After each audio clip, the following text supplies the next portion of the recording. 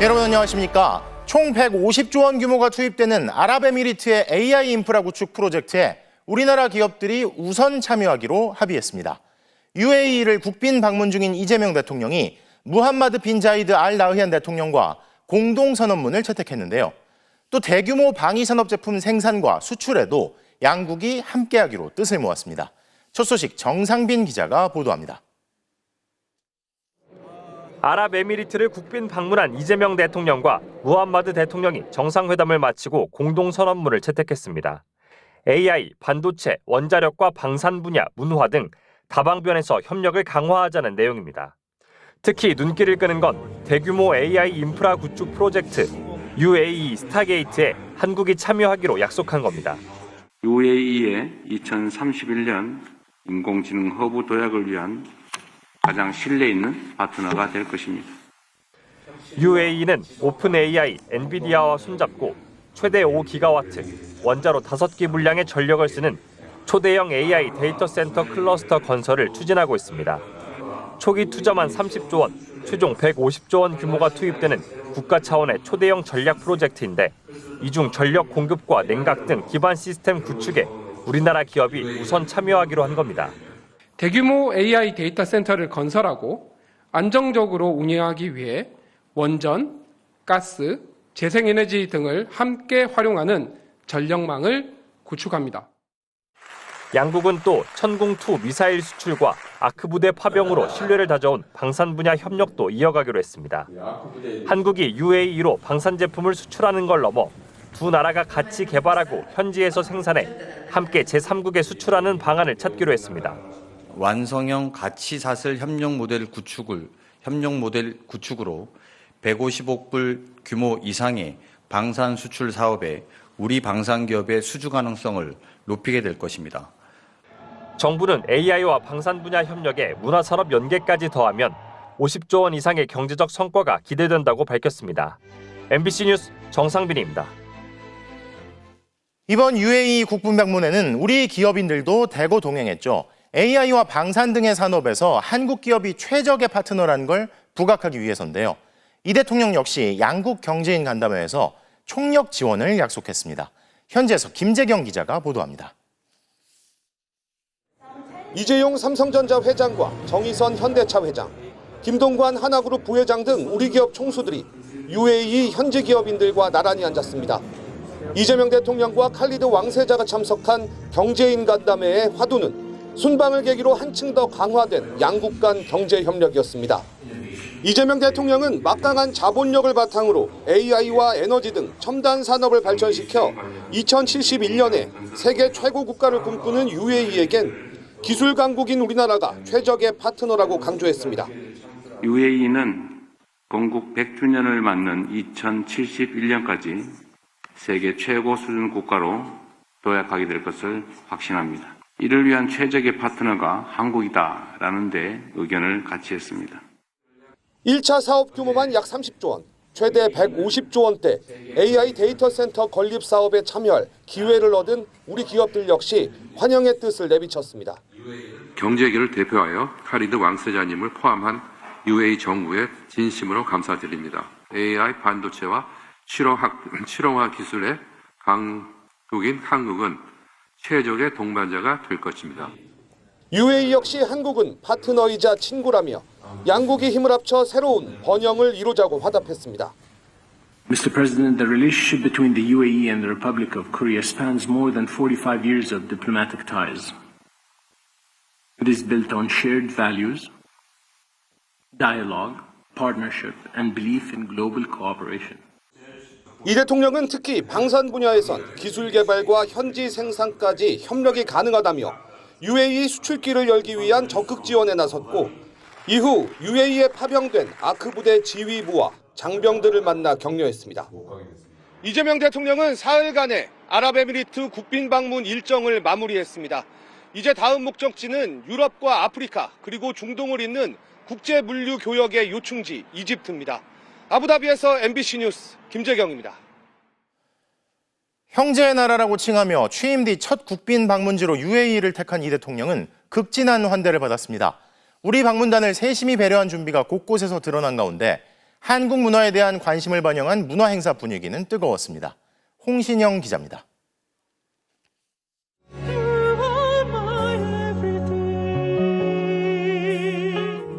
익숙한 멜로디가 아랍에미리트 대통령궁을 가득 채웁니다. 이재명 대통령의 국빈 방문을 기념한 특별 공연. 두 나라를 형제로 맺어준 아코 부대의 배경 드라마 삽입곡에 관객들의 눈과 귀가 바빠지고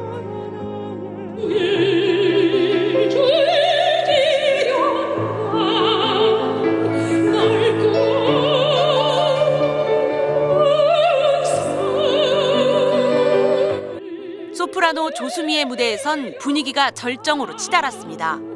타국에서 울려 퍼진 애절한 선율에 김혜경 여사가 눈물을 쏟자 옆에 있던 알카사미 UAE 문화부 장관이 휴지를 건넸습니다. 최근 더 뜨거워진 한국 문화에 대한 관심은 대통령 일행이 가는 곳마다 확인됐습니다. UAE 초대 대통령의 묘가 있는 그랜드 모스크에선 이 대통령이 쓴 방명록 글씨가 화제가 됐고 الخط جدا جميل. 글씨체가 굉장히 예쁘십니다. بإمكاننا نستخدمها كلوحة فنية.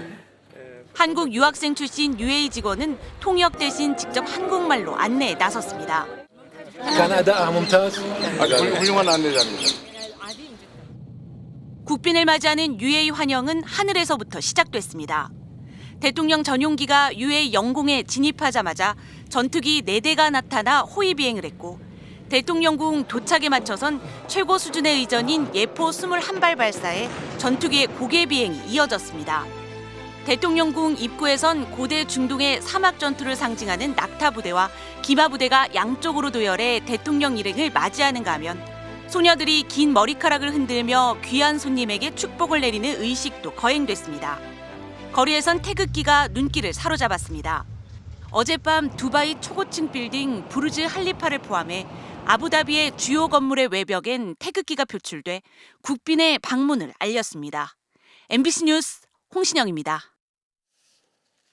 다음 소식입니다. 12.3내란 약 2달 전부터 우리 군의 무인기 18대가 2, 3일에 한 번꼴로 북한에 침투했던 사실이 확인됐습니다. 윤석열 전 대통령과 김용현 전 국방장관의 지시로 비상계엄 선포를 위해 침투를 강행했다는 게 특검팀의 결론인데요. 무인기 작전이 여의치 않자 김용현 전 장관은 북한 타격을 거듭 지시하며 합참 지휘부를 질책했고 북한 기종을 본뜬 무인기를 준비했던 사실도 새롭게 확인됐습니다. 변윤재 기자의 단독 보도입니다. 평양 무인기 작전은 김용현 전 장관이 경호처장 일때부터 치밀히 준비했습니다. 먼저 작년 5월 육사 후배를 드론 사령관으로 앉힌 뒤 지휘 계통을 무시하고 작전 계획을 만들라고 지시했습니다. 합참의장과 국방장관은 한 달쯤 지나서야 이런 사실을 알게 됐고 김 전 처장은 작전 보고서도 아무 권한 없이 직접 보고받았습니다. 작전은 김용현 전 차장이 국방장관으로 옮기며 본격화됐습니다. 10월 2일 김 전 장관은 신중해야 한다는 합참 작전본부장을 뿌리치고 첫 번째 평양 무인기 침투를 감행했습니다. 10월 8일 다시 무인기가 북한에 넘어갔고 한 대는 평양에 추락했습니다. 10월 10일엔 평양에 갔다 돌아오던 무인기가 경기도 연천에 떨어졌는데 여인영 당시 방첩사령관이 무인기에 대한 조사를 막은 걸로 파악됐습니다. 특검 조사 결과 10월 2일부터 11월 18일까지 우리 군의 무인기 18대가 북한에 들어갔고 평양은 물론 김정은 위원장의 고향인 원산과 해군 기지가 있는 남포 그리고 개성까지 침투한 것으로 조사됐습니다. 침투 사실을 감추기 위해 북한의 무인기와 똑같은 장비를 준비한 사실도 확인됐습니다. 2016년 국내에 넘어왔다 추락한 북한 무인기의 복제품을 국방과학연구소에서 넘겨받고 드론사는 북한 무인기를 활용하기 위한 전담팀까지 꾸렸던 걸로 드러났습니다. 하지만 성능 부족으로 북한에 보내지는 못했고 김 전 장관은 이후 무인기가 아닌 오물풍선 타격으로 방향을 바꿨습니다. 10월 27일 김 전 장관은 북한 오물풍선에 대한 경고 사격에 반대한 당시 지상작전 사령관에게 대통령과도 얘기했다며 왜 그렇게 겁이 많냐고 질책한 것으로 조사됐습니다. 북한이 오물풍선을 띄운 11월 18일과 28일엔 경고 사격을 넘어 원점 타격을 지시했습니다. 윤석열 정부는 당시 국가안전보장회의를 거쳐 오물풍선 대응으로 대북 확성기 방송만을 결정했는데 특검은 원점 타격 시도는 정전협정 위반은 물론 자위권 행사 요건도 충족하지 않았다며 계엄을 위한 도발 유도로 결론 냈습니다. 김 전 장관 측은 특검이 적시한 혐의 등에 대한 MBC의 질문에 답을 하지 않았습니다. MBC 뉴스 변윤재입니다. 법정에서 하는 선서에는 거짓말을 하면 위증의 벌을 받겠다는 내용이 담겨 있는데 오늘 내란 재판에 증인 출석한 이상민 전 장관이 특검 질문의 답변은 물론 증인 선서마저 거부했습니다. 이 전 장관은 판사 출신인데 자신이 법을 해석했을 때 그럴 수 있다고 보여서 선서를 거부한다는 식으로 말했는데요. 그러자 재판부는 이 전 장관이 법정 최고형인 사형인 내란죄 피고인임을 짚으면서 형사재판에서 증인 선서를 거부하는 건 처음 본다고 지적했습니다. 구나연 기자의 보도입니다. 오늘 한덕수 전 국무총리 재판에 증인으로 나온 이상민 전 행정안전부 장관. 그런데 이 전 장관은 자신도 재판을 받고 있다며 증인 선서 거부 의사를 밝혔습니다.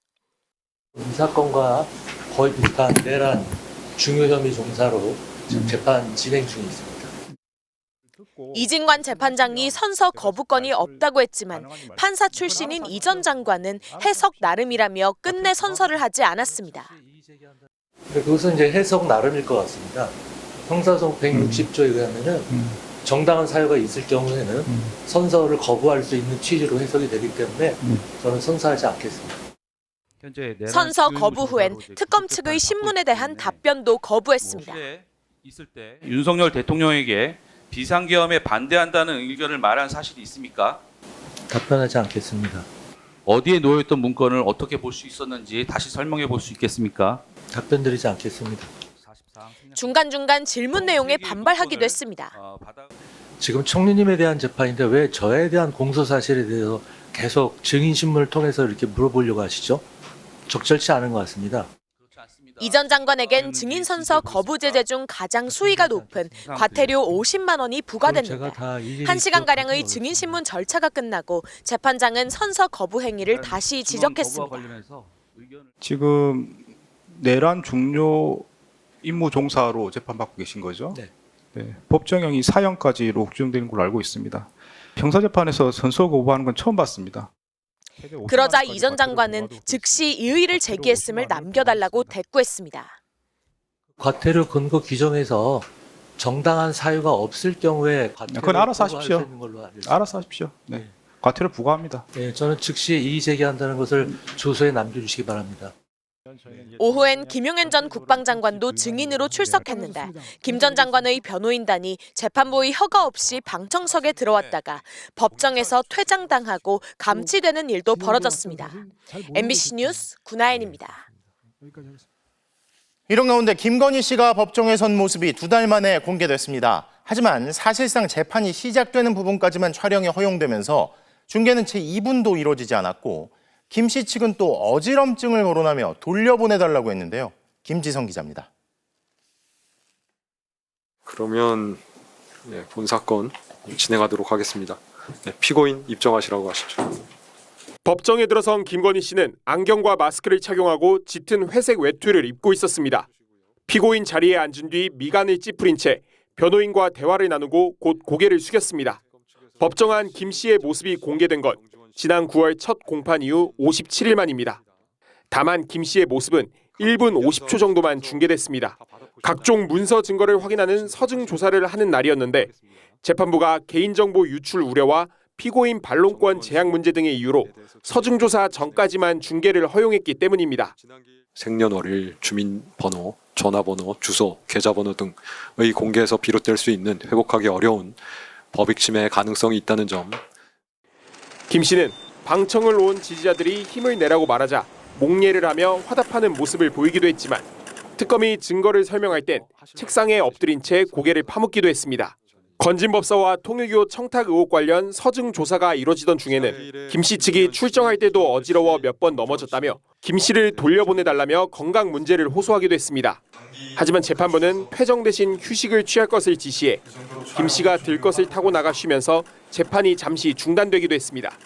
김건희 국정농단 특검이 법정 중계를 신청한 건 이번이 처음인데 다음 달 3일로 예상되는 피고인 신문에 대해서도 중계를 신청한 상태입니다. 아직 이날 재판 중계 여부는 결정되지 않았습니다. MBC 뉴스 김지서입니다. 김특검범님. 윤석열 전 대통령 부부의 매각 매직 의혹과 관련한 증거를 인멸한 혐의와 양평 공흥지구 개발 특혜를 위해 서류를 조작한 혐의를 받고 있는 김건희 씨의 오빠 김진우 씨가 오늘 구속영장 실질심사를 받았습니다. 결과는 이르면 오늘 중에 나올 것으로 예상됩니다. 구민지 기자의 보도입니다. 구속영장 실질심사를 마치고 나온 김진우 씨는 취재진의 질문에 입을 굳게 닫았습니다. 증거인멸 시도했다고 보고 있는데 오늘 어떤 점 좀 분명하셨습니까? 김 씨가 받고 있는 의혹은 크게 두 가지입니다. 먼저 동생 김건희 씨의 매관 매직 의혹과 관련한 증거를 없앴다는 부분입니다. 이배용 전 국가교육위원장이 윤석열 전 대통령 부부에게 금거보기와 함께 건넨 감사카드를 김건희 국정농단 특검 수사팀이 자리를 비운 사이 없앤 혐의와 김상민 전 검사가 건넨 1억 4천만 원짜리 이우원 화백의 그림을 장모 집에 숨긴 혐의입니다. 김 씨는 카드를 찢어버린 건 맞지만 이배용 전 위원장이 누구인지 카드가 중요한지 몰랐다는 입장인 걸로 전해졌습니다. 또 이우원 화백의 그림은 에어컨 수리 과정에서 훼손될까 봐 잠시 옮겼을 뿐이라는 입장인 걸로 알려졌습니다. 두 번째 의혹은 양평 공흥지구 개발 부담금 축소 의혹입니다. 앞서 김 씨 일가의 회사는 2011년부터 2016년 경기도 양평군 공흥지구에 350세대 아파트를 지으면서 800억 원의 매출을 올렸습니다. 특검은 이 과정에서 김 씨가 개발 부담금을 줄이기 위해 서류를 조작했다고 의심하고 있는데 김 씨는 서류 작성에 실수가 있었을 뿐이고 오히려 처음에 개발 부담금이 과도하게 나왔다는 취지로 해명한 걸로 전해졌습니다. 김 씨와 같은 혐의가 있는 어머니 최은순 씨는 알츠하이머 진단서를 제출했는데 특검은 두 사람이 모자 관계인 점을 참작해 최 씨에 대해서는 구속영장을 청구하지 않았습니다. MBC 뉴스 구민지입니다.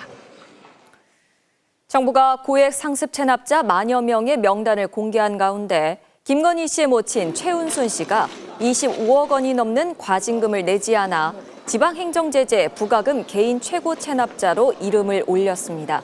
지난 2020년 경기 성남시 중원구는 최 씨가 도촌동 땅 55만여 제곱미터를 명의 신탁 계약을 통해 차명으로 사들였다며 과징금 27억 원을 부과했고 최 씨가 부당하다며 소송을 제기했지만 패소하면서 과징금이 확정됐습니다. 국민의힘이 장애인 비하 발언을 했던 박민영 대변인에 대해 경고 조치에 그친 가운데 전한길 씨가 당을 나가야 할 사람은 박 대변인이 아니라 피해자 김예지 의원이라고 주장해 파문이 일고 있습니다.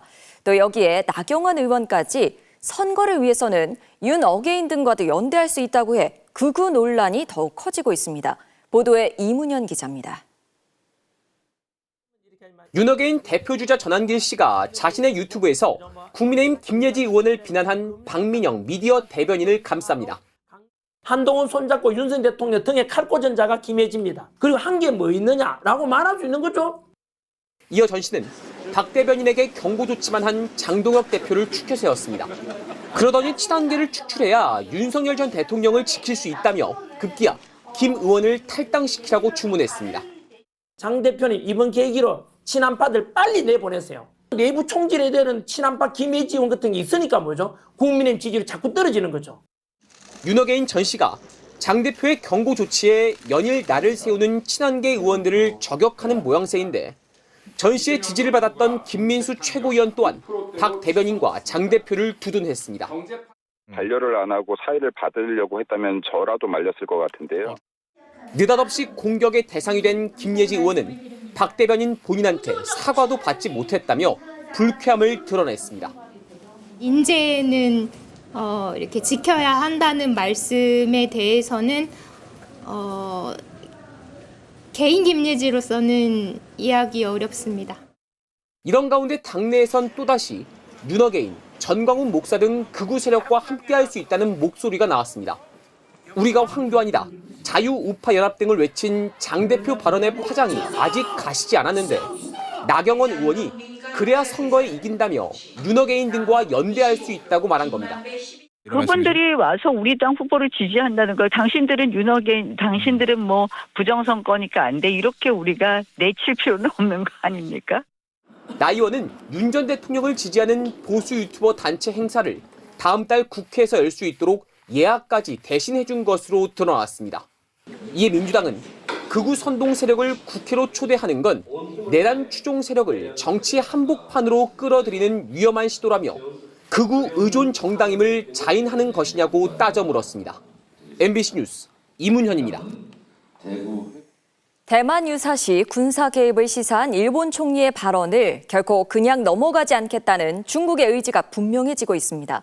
오늘 중국 정부가 일본산 수산물에 대해 수입 금지를 발표했습니다. 수입을 재개한 지 겨우 2주 만입니다. 또 전쟁을 운운하는 일본은 유엔 안보리 이사국 자격이 없다며 국제적으로도 총공세를 퍼붓고 있습니다. 베이징 이필희 특파원입니다. 중국의 일본산 수산물 수입 금지 조치는 오늘 낮 전격 발표됐습니다. 지난 2023년 후쿠시마 원전 오염수 방류로 수입이 전면 금지된 이후 2년여 만인 지난 5일 첫 수입 물량이 중국으로 떠났지만 불과 2주 만에 다시 수입이 중단됐습니다. 일본 여행 유학 자제 권고, 일본 영화 개봉 취소에 이어 정부 차원의 보복이 시작된 겁니다. 我还想强调的是，近期由于日本首相高市早苗倒行逆施，在台湾等重大问题上错误言论，引起中国民众的强烈公愤。 일본이 30년간 추진해온 유엔 안보리 상임이사국 진출도 막아섰습니다. 주 유엔 중국 대사는 다카이치 총리의 발언이 전쟁을 대비하는 발언이라며 상임이사국 자격이 전혀 없다고 공개 비난했습니다. 일본에 대한 중국 정부의 감정적 대응은 노골적이고 분명합니다. 일본에서 날아온 외무성 국장과 중국 외교부 국장의 어제 회담 뒤 공개된 영상입니다. 일본 제국주의에 맞선 중국 학생들의 오사 운동 당시의 복장을 입은 채 두 손을 주머니에 찔러 넣거나 뒷짐을 지며 무시하는 듯한 모습을 내보냈습니다.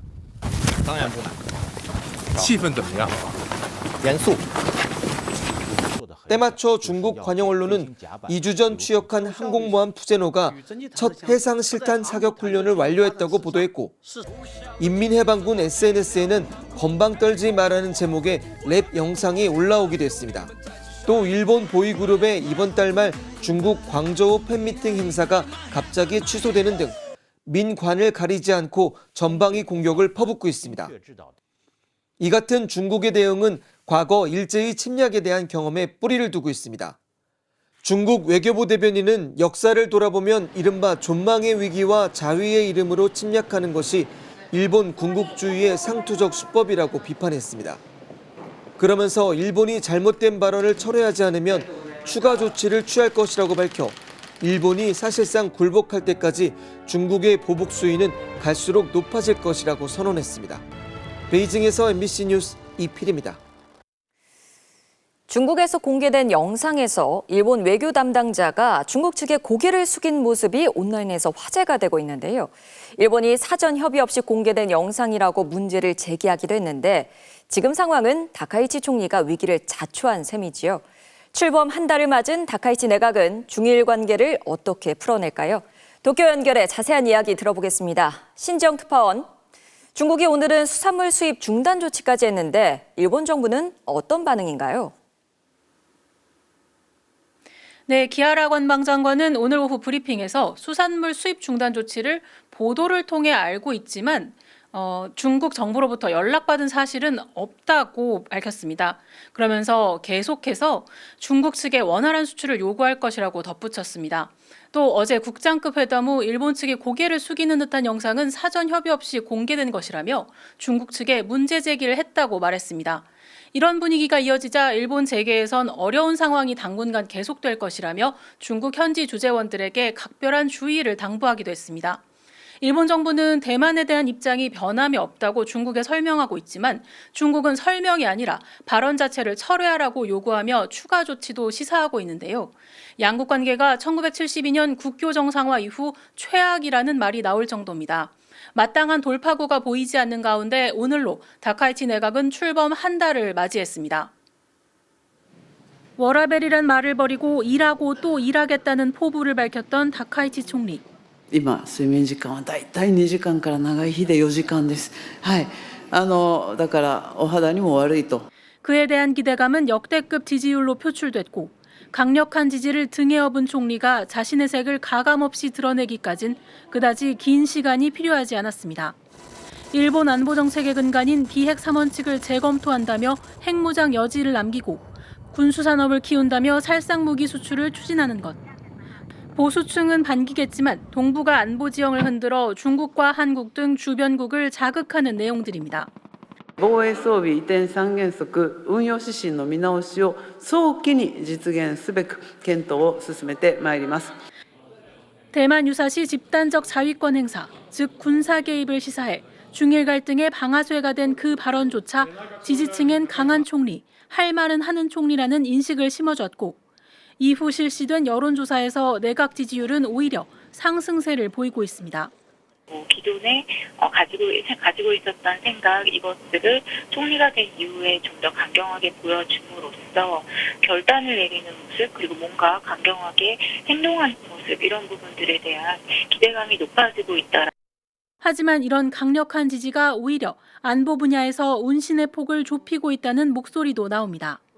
지난달 독도 비행을 문제 삼아 한국 블랙이글스 비행단의 중간 급유를 중단했을 당시 총리는 급유를 지원하라는 의견을 냈지만 주변에서 보수층을 고려해 중단할 것을 강력히 요청한 것으로 알려졌습니다.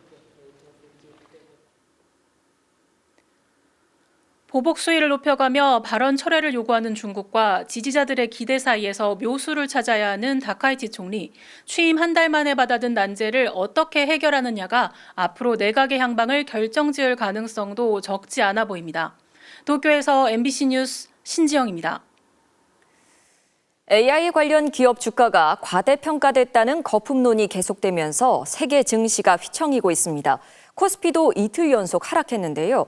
한국 시간으로 내일 새벽 엔비디아의 실적 발표에 전 세계에 눈이 쏠리고 있습니다. 김건희 기자입니다. 인공지능, AI 주가가 너무 오른 것 아니냐는 우려는 계속되고 있지만 재미를 본 투자자들은 여전히 기대합니다. 당장에는 팔 생각이 없고요. AI만큼 지금 주도하고 있는 패러다임이 없거든요. 하지만 불안감을 완전히 떨칠 수는 없어 일부 수익 실현에 나서기도 합니다. 일부는 매도하고 일부는 홀딩하고 있습니다. 그래도 우상향할 거라고 봅니다. AI 거품론을 둘러싼 논란이 전 세계 증시를 흔들고 있습니다. 뉴욕 증시는 나흘 연속 하락했고 코스피도 이틀 연속 떨어졌습니다. 뉴욕 월가의 큰손들이 엔비디아 등 기술주를 내놓고 있다는 소식도 전해졌습니다. 일본 손정희 회장의 소프트뱅크는 지난달 엔비디아 지분 3,200만 주 전량을 매도했고 페이팔 공동 창업자도 엔비디아 주식 53만 주를 팔아치웠습니다. 구글 CEO조차 2000년 초반의 닷컴 버블에 비교하며 AI 주가에 비이성적인 과열이 있다고 했습니다. 하지만 그때 인터넷이 그랬듯 결국 AI가 사회를 바꿀 것이라며 기술 혁신이란 본질은 견고하다고 강조했습니다. But none of us would question whether the internet was profound or did it drive a lot of impact. It's fundamentally changed how we work digitally as a society. I expect AI to be the same. 하지만 작년 말 주당 130달러였던 엔비디아는 올해 들어 200달러를 넘어서는 등 개별 기업의 주가는 분명히 많이 올랐습니다. 미국 금리 인하 같은 유동성이 뒷받침되지 않으면 오른 만큼 조정이 이어지는 건 당연한 일입니다. 지금은 AI 버블이라고 칭하기보다는 초창기 산업의 좀 고평가 영역에 들어선 거라고 보시면 여전히 상승할 수 있는 여력은 충분하다라고 투자 심리를 갖고 있는 거라고 보시면 됩니다. AI 거품론은 과연 해소될 수 있을지 전 세계의 이목은 한국 시간 내일 새벽 발표될 엔비디아의 실적에 쏠리고 있습니다. MBC 뉴스 김건희입니다. 주식에 장기 투자하는 소액 주주들에게 세제 혜택을 주는 방안이 추진됩니다. 구윤철 경제부총리가 개인 투자자들의 장기 투자를 유인할 수 있도록 장기 투자하는 사람, 특히 소액 주주에게 인센티브를 주는 방안을 조속히 마련하겠다고 밝혔습니다. 이준희 기자입니다. 구윤철 경제부총리가 주식 장기 투자자에게 인센티브를 주는 방안을 확실하게 추진하겠다고 말했습니다. 구 부총리는 기자간담회에서 자본시장에 오래 참여하거나 개별 주식에 장기 투자하는 사람, 특히 대주주보다는 소액주주에게 혜택을 주도록 하겠다며 이같이 밝혔습니다. 소액주주들이 장기 투자를 할 수 있도록 유인책을 마련하겠다는 겁니다. 구체적으로는 개인 종합 자산관리 계좌 ISA와 같은 과거의 장기 투자 세제와 비교해 혜택을 어느 정도로 할지 검토하겠다고 설명했습니다. 시행도 서두르겠다고 했습니다. 민간의 의견을 듣고 구체적인 범위를 정해야 하는 만큼 올해 바로 시행하긴 어렵지만 내년 빠른 시일 내에 추진하겠다며 의지를 드러냈습니다. 대기업 등 산업자본이 일정 기준이 넘는 금융기관 지분을 보유하지 못하게 한 금산 분리에 대해서도 구 부총리는 전향적인 태도를 보였습니다.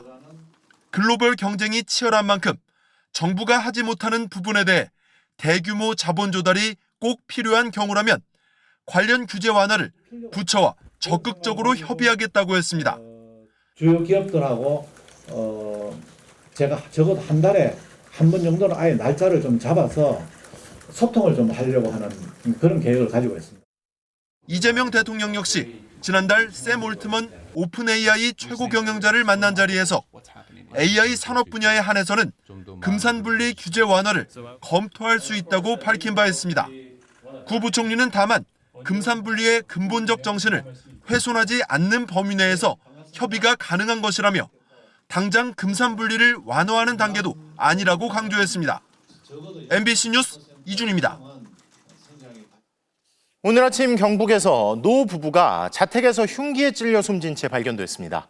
몇 시간 뒤 이 부부의 사위도 변사체로 발견돼 경찰이 수사에 나섰습니다. 보도에 김서현 기자입니다. 오늘 오후 경북 의성의 한 빌라. 경찰 감식반이 집안에서 증거품을 들고 나와 차에 싣습니다. 오늘 아침 8시쯤 이곳에 사는 70대 남편과 60대 아내가 흉기에 찔린 채 숨져 있었습니다. 부부는 각각 안방과 거실에서 숨진 채 발견됐습니다. 부산에 사는 딸이 남편과 부모가 연락이 되지 않는다며 신고한 겁니다. 다리가 조금 불편하시다 가는 거지. 어제 유난히 조금 오후에 조금 시끄러웠다 해야 되나? 사위인 40대 남성은 신고 3시간 뒤 부산의 한 모텔에서 변사체로 발견됐습니다. 경찰은 사위가 이틀 전 장인 집을 4시간 가까이 방문한 사실을 확인했고 집에서 범행에 쓰인 흉기를 발견했습니다. 어젯밤 귀가하지 않은 남편은 부인에게 신변을 비관하는 문자를 보냈지만 숨진 부부의 딸은 평소 이들의 사이가 좋았다고 진술한 것으로 전해졌습니다. 경찰은 노부부 시신에 대한 부검을 진행하는 한편 숨진 3사람의 통신 기록을 확보해 정확한 사망 경위를 조사할 방침입니다. MBC 뉴스 김서연입니다. 자동차 페달 오조작으로 인한 사고와 인명피해가 잇따르고 있는데요. 그런데 페달 오조작 방지 장치는 이미 출시돼 있지만 정작 이걸 사고 싶어도 살 수가 없다고 합니다. 어찌된 일인지 문다영 기자의 단독 보도입니다. 지난 13일 경기 부천 전통시장에 1톤 화물차가 돌진한 사고. 부상자 2명이 추가로 숨지면서 사망자는 4명으로 늘었습니다. 60대 운전자가 잘못 밟은 가속 페달이 문제였습니다. 어제 주차장을 나오던 70대 운전자의 승용차가 모녀를 덮친 사고도 같은 이유였습니다. 브레이크 밟는다는 것이 미끄러지면서 조금만 나가서 그렇게 됐으니 나도 이건 꿈인가 싶고 너무 잘못했지요. 페달 오조작 방지 장치는 이미 나와 있습니다. 개발에 성공한 업체를 찾아가 직접 시연해봤습니다. 차에 시동을 걸면 자동으로 켜집니다. 가속 방지 시스템입니다. 가속 페달을 갑자기 밟았더니 살짝 이쪽으로 가다가 이제 눌러볼게요. 차 밖에서도 들릴 정도로 큰 경고음이 나오며 속도는 느려집니다. 엔진 회전수가 갑자기 많이 오르면 가속 신호가 엔진에 전달되지 않도록 차단하는 원리입니다. 4,500rpm이 되면 또 가속 페달을 무력화하는 기능이 넣어놨습니다. 올해부터 판매가 시작됐지만 개인은 살 수 없습니다. 설치 포함해서 44만 원에 지금 판매하고 있습니다. 개인도 설치할 수 있는 건가요? 개인 설치는 어렵고요. 현행법은 자동차의 안전 운행에 영향을 줄 수 있는 소프트웨어의 임의 설치를 금지하고 있습니다. 정부가 안전성 검증이 더 필요하다며 시중 판매를 불허하고 있는 겁니다. 정부 시범 사업 대상으로 선정된 택시나 고령 운전자 차량에만 설치가 가능합니다. 이렇게 제한돼 있다 보니 설치 차량은 전국 800대 수준입니다. 정부는 페달 오조작 방지 장치를 2029년 1월부터 신차에 한해 의무화하기로 했습니다. 반면 일본은 의무화는 2028년부터지만 2022년부터 신차 10대 중 9대는 장치가 부착돼 팔립니다. 페달 오조작 장치가 없는 구형차라면 개인이 사서 부착할 수도 있습니다. 국내 페달 오조작 사고는 매달 160건 이상, 1년에 2,000건을 웃돕니다. 4건 중 1건은 운전자 나이가 65살 이상입니다. 정부는 고령 운전자 사고 방지 대책 중 하나로 면허 반납을 권고하고 있습니다. 올해 좀 연세가 어떻게 되세요? 70. 만약에 반납하라 하실 거예요? 안 하지. 이게 먹고 사는 건데. 하지만 반납률은 2%대에 그치고 있어 정책 변화가 필요해 보입니다. MBC 뉴스 문다영입니다. 성수대교 붕괴 사고 이후 터널, 교량 등 주요 시설물은 정기적으로 안전점검을 받게 돼 있죠. 그런데 안전진단 업체들이 불법으로 다시 하도급 업체에 일을 맡기다 적발됐고 그중에는 무자격, 무등록 업체까지 있었습니다. 이재인 기자가 보도합니다. 재작년 4월 분당 정자교 붕괴로 행인 1명이 숨지고 1명이 다쳤습니다. 지난 7월 오산에선 옹벽이 무너져 차량을 덮쳤고 운전자가 숨졌습니다. 두 사고 모두 평소 안전점검이 부실했던 정황이 드러났습니다. 점검 기록을 허위로 작성하거나 하도급 사실을 지자체에 숨긴 혐의를 받고 있습니다. 교량이나 터널 등 시설물에 대한 안전점검을 불법으로 떠넘긴 업체들이 대거 적발됐습니다. 안전진단업체 26곳은 재작년 5월부터 전국 지자체 등이 발주한 사업을 따냈습니다. 이들은 지자체에 알리지 않은 채 불법으로 해당 사업을 하도급한 것으로 조사됐습니다. 1994년 성수대교 붕괴 사고 이후 안전점검 하도급은 원칙적으로 금지됐고 일정 규모 이상의 인력과 장비를 갖춘 등록업체만 가능하도록 요건도 강화됐습니다. 적발된 업체들은 단속을 피하고 하도급 사실을 숨기기 위해 가짜 세금 계산서를 발행했습니다. 안전점검 용역과 아무 관련 없는 덤프 사용료, 돌가루 등을 구입했다고 서류를 꾸몄습니다. 하청업체에 지급할 돈을 감추기 위한 겁니다.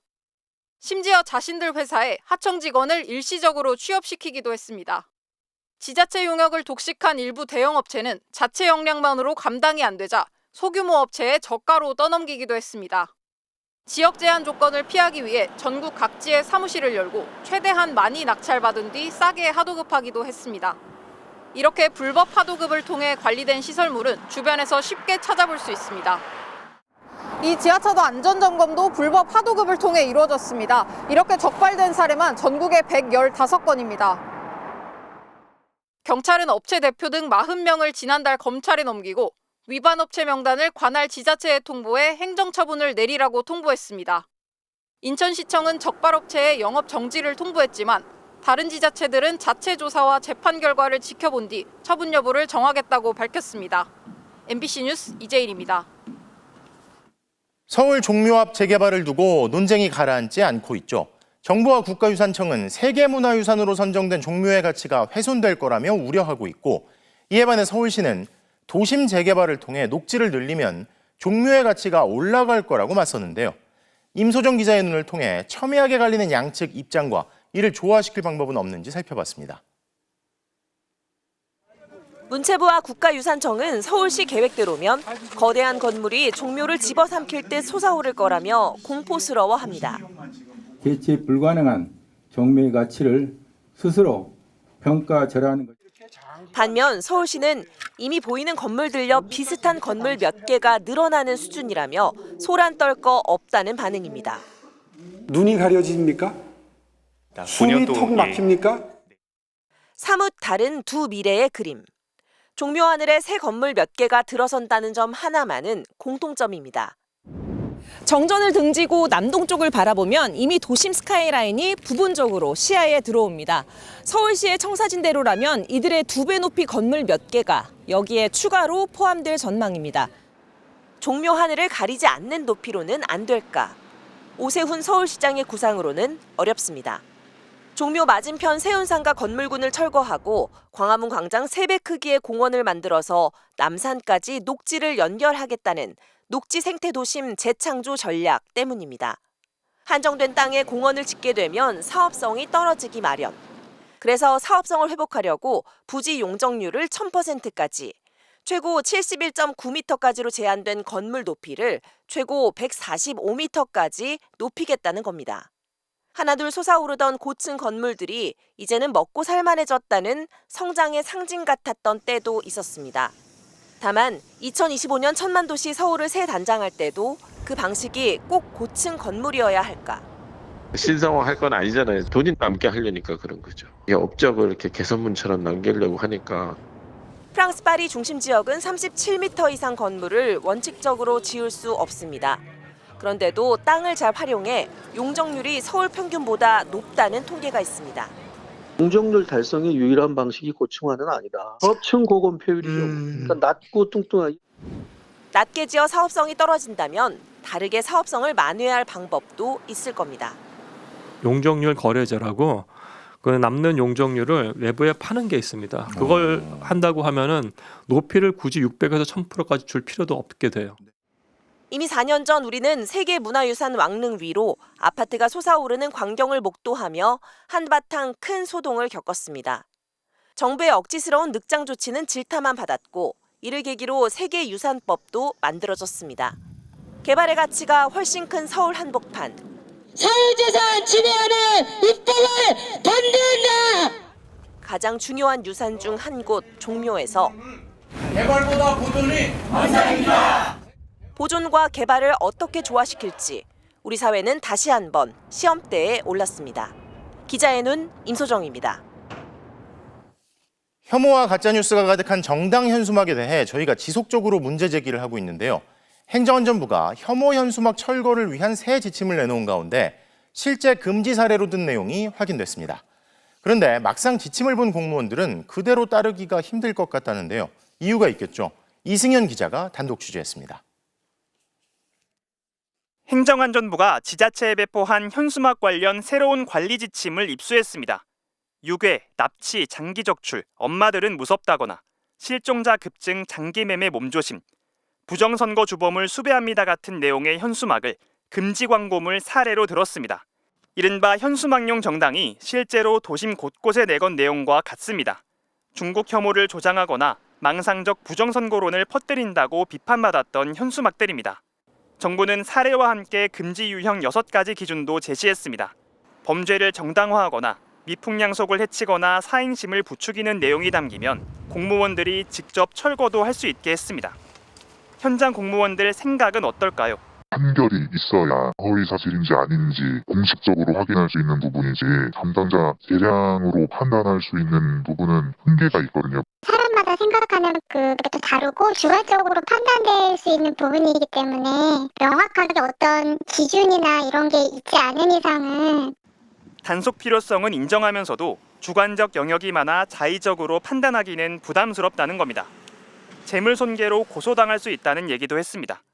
행안부는 지자체 5개 광고물 심의위원회가 철거 대상을 지정하면 된다는 입장이지만 실효성이 떨어진다는 지적도 나옵니다. 정당 현수막 법정 개시 시한은 15일인데 심의위 열리기 전에 현수막을 바꿔 달면 그만인 겁니다. 결론을 내리려면 그 15일이 훨씬 지날 수도 있기 때문에 실질적으로 실효성은 많이 떨어진다고 생각합니다. 행안부는 이번 지침은 정당 현수막 규제 법령 제정 전 중간 조치라며 현수막 난립 상황이 심각해 법 개정 전 현장에서 적용할 대책을 마련한 것이라고 취지를 설명했지만 현장 공무원들 말을 들어보면 실제 현장에 바로 적용하기는 어려울 것으로 보입니다. MBC 뉴스 이승현입니다. 교사의 교육할 권리 연속보도 3번째 시간입니다. 속초 체험학습 초등생 사망사고 후 3년이 지나고 교사에게 교통사고를 막지 못한 죄가 있다는 2심 판결이 나왔습니다. 이 판결 후 아예 체험학습을 포기하는 학교도 있는데요. 교육 외에 교사의 책임 범위는 어디까지일까요? 재은효 기자가 취재했습니다. 최근 인천 초등학교 10곳 중 한 곳이 계획 중이던 현장 체험학습을 포기한 것으로 확인됐습니다. 관련 예산 6억 5천만 원도 아예 교육청에 반납해버렸습니다. 2022년 현장 체험학습 중 발생한 초등학생 사망 교통사고에 대해 교사에게 책임을 묻는 재판 결과가 나온 뒤였습니다. 1심에 이어 2심도 유죄 판결이 나오면서 학교가 체험학습 자체를 꺼리게 된 겁니다. 불강력적인 사고마저도 책임을 지게 시키는 너무 허탈감, 무기력함, 절망감, 사지로 밀어내는 그런 느낌들이. 지난달 충남 아산의 한 중학교에선 40대 교사가 스스로 세상을 등졌습니다. 방송 담당으로 수십 대의 전자기기 관리와 PC 전자칠판 등의 수리 업무를 전담하다 보니 학교에서만 하루 10,000보 넘게 걸으며 민원에 시달렸습니다. 말 그대로 교사가 아닌 기사가 되는 느낌이죠. 해결이 되지 않으면 또 불안에 떨고. 한국 교사들의 주당 근무 시간은 43.1시간. OECD 평균보다 많고 특히 행정 업무는 6시간으로 OECD 평균 2배에 달합니다. 특히 초등학교 교사들은 아이 대변을 닦아달라, 학생 편식을 못 고치면 아동학대로 신고한다는 민원까지 받는 실정입니다. 근데 정작 교사를 보호해야 할 교육당국은 엉뚱한 업무를 떠넘깁니다. 경기도교육청은 지난 8월 고3 수험생들에게 운전면허 시험 비용을 지원한다며 일선 학교에 신청 업무를 맡겨 논란이 됐습니다. 너무 화가 나가지고 선생님들이 지금 애들 계속 면접 준비를 해줘야 되는데 일종 뭐 자동할 거냐 수동할 거냐. 교사가 수업에만 전념할 수 있도록 사회 구조적인 제도가 근본적으로 개선이 돼야 하고요. 수업이 아닌 잡무에 더 시달리며 사고 책임자로서 내몰릴 것을 걱정해야 하는 교사들. 이 모순이 해결되지 않는다면 교육의 본질은 흔들릴 수밖에 없습니다. MBC 뉴스 재은유입니다. 외환은행 매각 과정에서 벌어진 미국 사모펀드 론스타와의 분쟁 소송이 13년 만에 우리 정부 승리로 마무리됐는데요. 하지만 해외 자본이 우리 정부를 농락하며 막대한 국부를 빼돌리는 동안 론스타에 힘을 보탰던 사람들 중 처벌받거나 책임지는 사람은 한 명도 없었습니다. 남효정 기자입니다. 지난 2003년 미국계 사모펀드 론스타는 1조 3천억 원, 헐값에 외환은행을 인수합니다. 기업 사냥꾼으로 불리던 사모펀드에 정부가 나서서 국책은행을 넘겨준 겁니다. 그리고 9년 뒤 론스타는 외환은행을 되팔아 막대한 수익을 냈습니다. 배당금과 매매 차익까지 5조 원가량을 챙겨 이른바 먹튀 논란이 일었습니다. 론스타는 숱한 논란 속에 외환은행 매각으로 5조 원 가까이 튕겨서 한국을 떠나게 됐습니다. 론스타는 산업자본이라 금산분리 원칙에 따라 처음부터 은행을 인수할 자격이 없었습니다. 하지만 그때마다 론스타를 도왔던 건 노무현 정부와 이명박 정부의 금융 고위 관료들이었습니다. 회계법이나 확인서 등을 통해 비금융 주력자에 해당하지 않는 것으로 판단하였습니다. 변양호 당시 재경부 금융정책국장과 이강원 당시 외환은행장 등은 재판을 받았지만 모두 무죄가 선고됐습니다. 매각 과정에서 부적절한 행위가 있었지만 정책적 판단이라 처벌할 수 없다는 논리였습니다. 은행을 보유할 수 없음에도 불구하고 매각 명령을 내리지 않은 관료들, 하나금융으로 매각 과정에서 철저하게 하나금융의 편의를 봐주고 뒤통수 맞은 관료들. 그런데도 론스타는 한국 정부가 매각 승인을 늦추는 바람에 돈을 적게 벌어 손해를 봤다며 국제소송을 벌였습니다. 13년을 끌어오던 소송은 결국 한국 정부의 승리로 끝났습니다. 론스타는 이번 결정에 크게 실망했다며 또 다른 법적 대응을 검토하겠다고 밝혔습니다. MBC 뉴스 남효정입니다. 국민의힘 의원들이 대장동 개발 비리 범죄 수익을 환수해야 한다며 남욱 변호사가 소유한 건물 앞에서 규탄 대회를 열었습니다. 더불어민주당은 집단항명에 나선 검사장들을 국가공무원법 위반 혐의로 국가수사본부에 고발하기로 하는 등 강경 기조를 이어갔습니다. 김현지 기자입니다.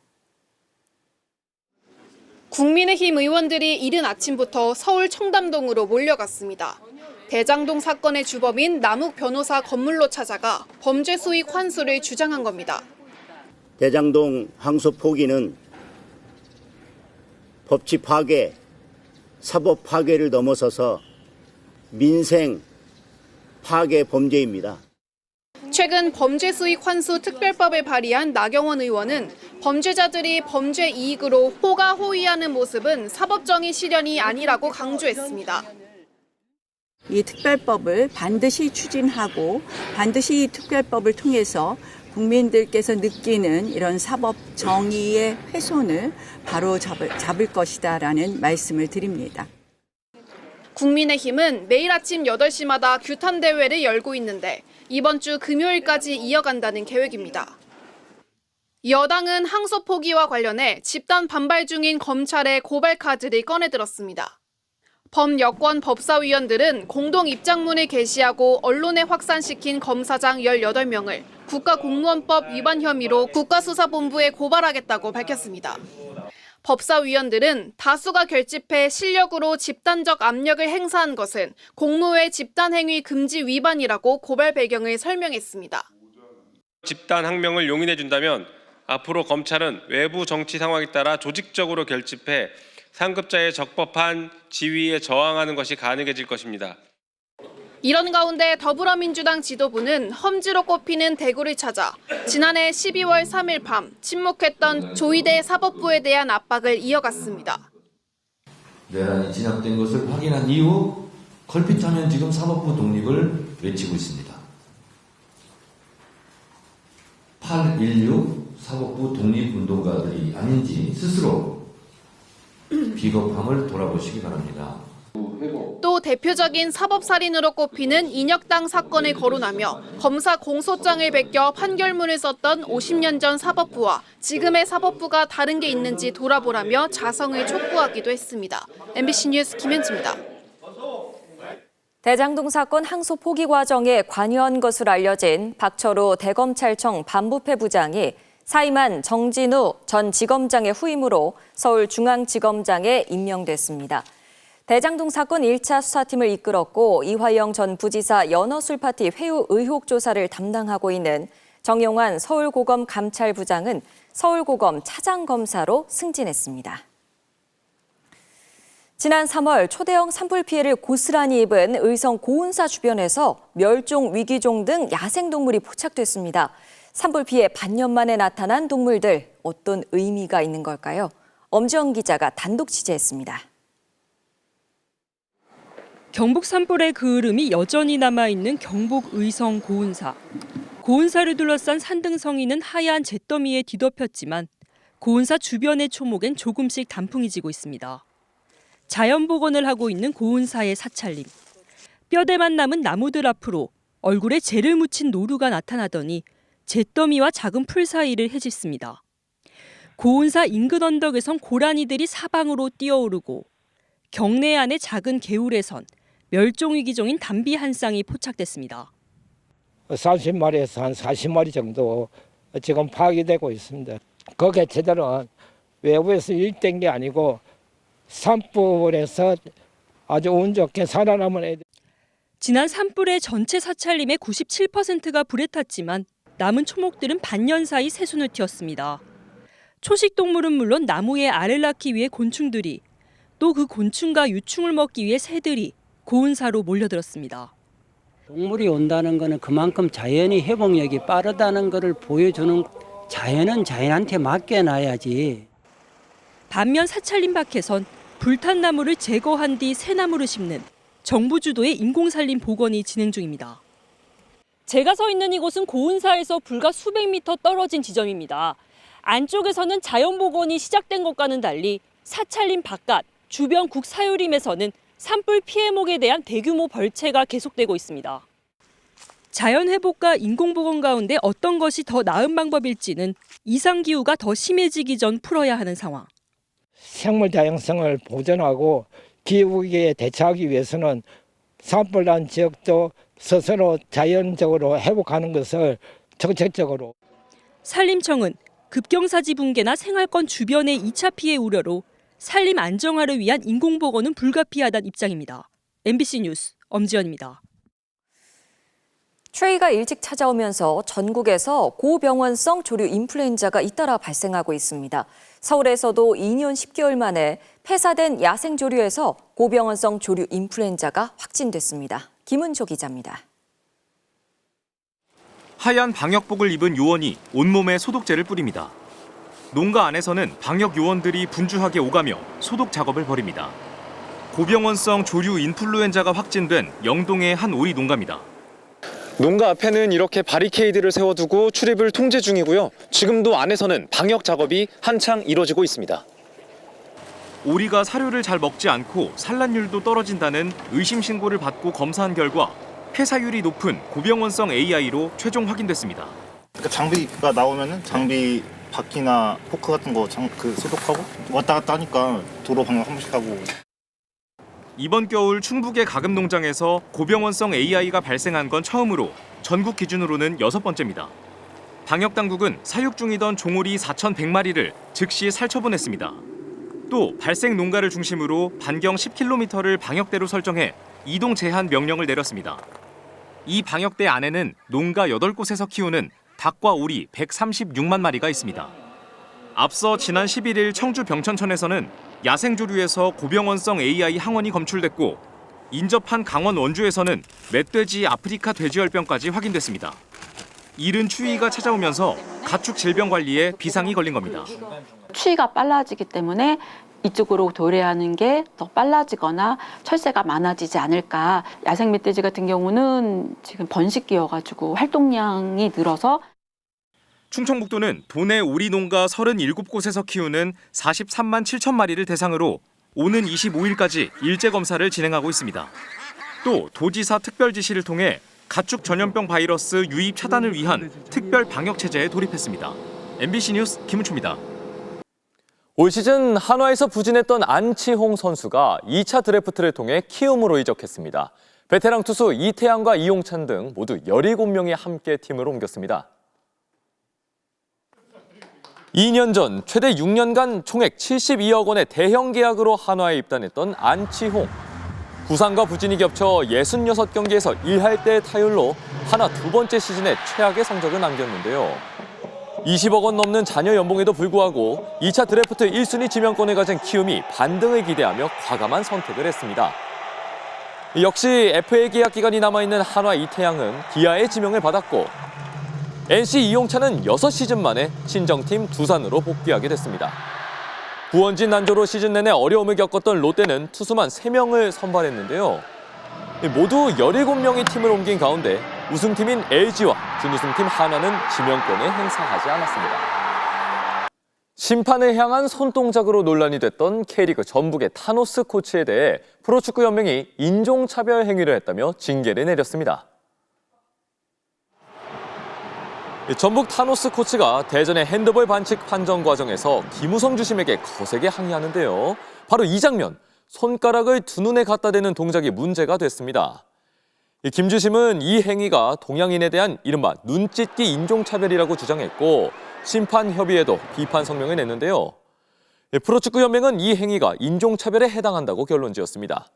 상벌이는 타노스 코치의 행동은 특정 인종의 외모를 비하하는 의미로 통용돼 피파 징계를 받았던 행동들과 일치한다며 이유를 설명했는데요.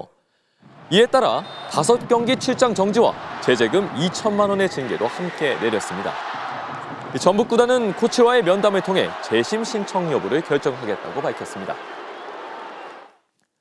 미국과 우루과이의 친선 경기에서 나온 바이시클 킥입니다. 조금 전 보셨던 스코틀랜드 득점 장면과 막상막하인데요. 수요일 밤 스포츠 뉴스였습니다.